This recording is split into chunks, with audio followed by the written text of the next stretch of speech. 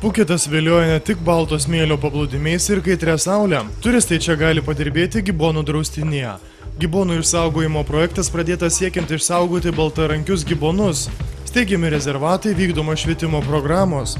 Programa pradėta vykdyti 1992 metais. Nuo tada Puketo atogražų miške įkurtame primatų rezervate padirbėjo šimtai savanorių turistų. Dauguma gibonų išvaduota iš nelaisvės arba atgabenti žmonių nebesugebančių prižiūrėti suaugusių primatų. Savanoriai priimami trumpesniam ir ilgesniam laikui. Jiems leidžiama būti su gibonais, galima netgi atlikti tyrimus. Sharon Perry iš Velso nutarė pratęsti kelionę po Aziją ir sudalyvauti ilgalaikėje savanorių programoje. Ji mielai keliasi 6 ryto maitinti gibonų miške, dieną atlieka kitas užduotis.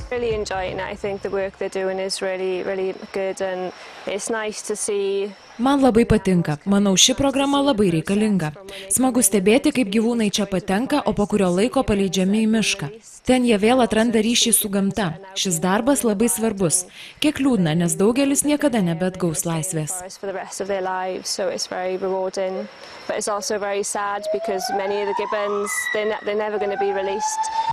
Perry darbuosis draustinėje 3 mėnesius. Savanorių prašoma pamaitinti gyvūnus, nedelsiant pasitraukti iš jų gyvenamosios vietos ir stebėti juos iš toliau. Norima, kad gibonų kontaktas su žmonėmis būtų kuo mažesnis ir kad prieš grįždami į džiunglės jie susiporuotų. Gibonai laikomi didžiulėje aptvertoje teritorijoje. Jų draustinis įrengtas nemedžiojamoje zonoje prie Bang Pae krioklių, apie 2 km nuo Puketo oro uosto. Kad išgyventų laisvėje, gibonai mokomi jiems reikalingų įgūdžių, pavyzdžiui, šokinėti nuo šakos ant šakos.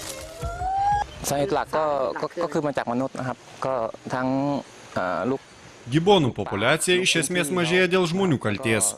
Jie niokoja gibonų gyvenamas vietas, gaudo juos ir pardavinėja. Dažnai mažylių motinas nušauna, o jauniklius nelegaliai parduoda. Medžiotojai už mažą giboną gauna apie $200. Jais masina turistus, kurie noriai fotografuojasi. Naujus globotinius iš pradžių laiko karantine, atlieka apžiūrą. Paskui mažiausiai kas 3 mėnesius daro kraujo tyrimą ir tikrina, ar kuo neserga. Tai programos dalis, kurios metu siekiama palengva pakeisti gibono elgseną. 26 metų turistė Larisa dalyvauja programoje, jai ši patirtis labai įdomi. Man patinka būti tarp gibonų, stebėti, kaip jie gyvena, ką veikia. Gera ir smagu padėti juos maitinti, valyti, žaisti su mažyliais.